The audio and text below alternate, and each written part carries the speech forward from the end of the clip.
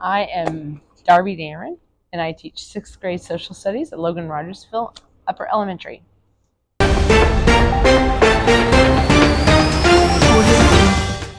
Okay, let's get into a little bit of history.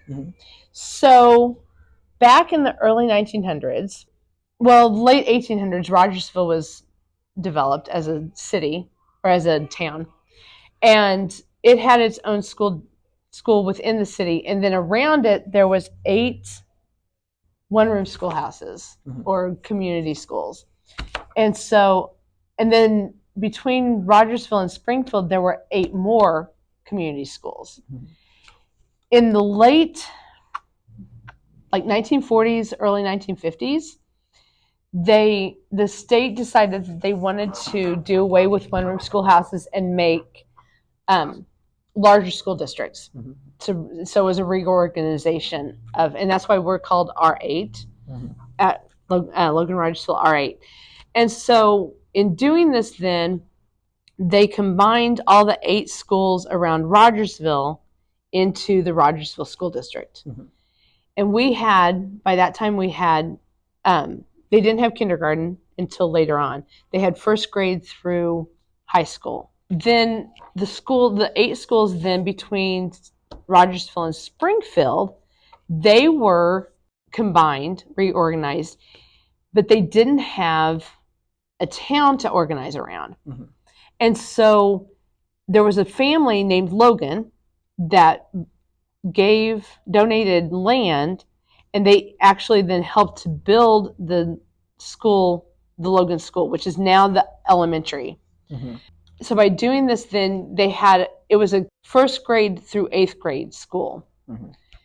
And so after they graduated they could either graduate from 8th grade and not go on to high school, or they could choose to go on to high school. I'm thinking, though, that once the 1950s, they had to go on to high school.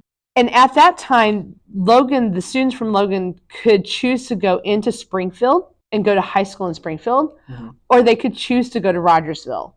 So if they lived closer to Rogersville, they would go to Rogersville High School. And the Rogersville High School was right here on this property, where the old FEMA gym was where the old gymnasium was, and then the parking lot was where the high school and middle school was. And so they could choose to go there or into Springfield, depending on where they lived. But in the mid-1960s, Springfield built Glendale High School. And they went to Logan, and they asked Logan to become part of Springfield School District. Well, Logan was the richer part of Rogersville because a lot of the people that lived in Logan were either lawyers or doctors or business owners in Springfield. And so they had a lot of the money, where Rogersville was farmers and poor, and so they didn't have a lot of money.